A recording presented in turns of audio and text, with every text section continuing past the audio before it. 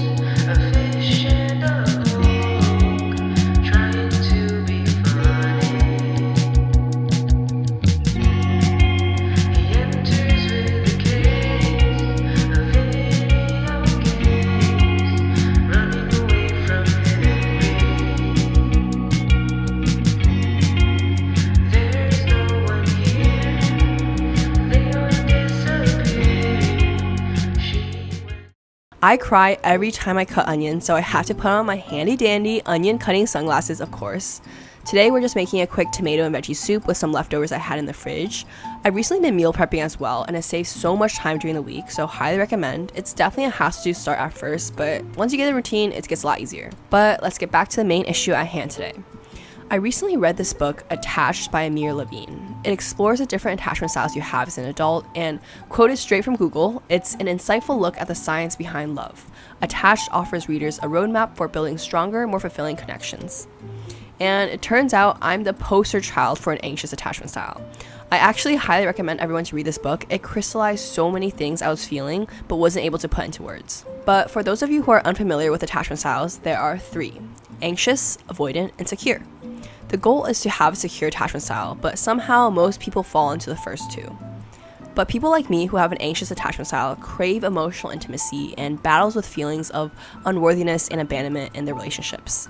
We tend to put people on a pedestal and get immense anxiety when our feelings aren't reciprocated in the way that we want. And little actions throughout the day can tip us down a spiral of negative thoughts and anxiety. According to Google, an anxious attachment style is usually the result of feelings of insecurity and abandonment during childhood. And the thing with overcoming insecure attachment styles is that you can't do it alone, because it inherently involves other people.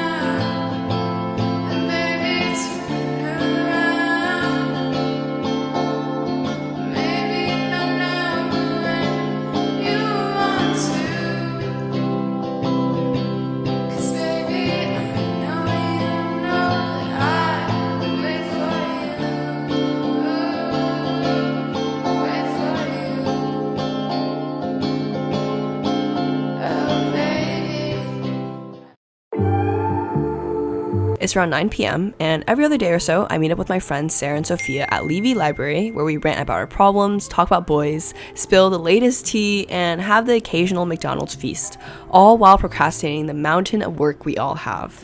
If you can't tell, this is often the favorite part of my days. But back to my anxious attachment style. I see this anxiety manifesting in my everyday life because I have this tendency to fantasize. It's honestly one of my biggest red flags. I talked about this before, but for some reason, I just can't keep my head in the present. I can't just go with the punches or allow whatever the universe has in store for me to come. The future is something I can't control, and that really scares me. So I cope with this uncertainty about the future by fantasizing, and because I think about situations and people so much, I place so many expectations on how I want the future to look, how I expect someone to act, how I would expect my next conversation or day to turn out. And these expectations always, and I mean always, result in disappointment and just negativity.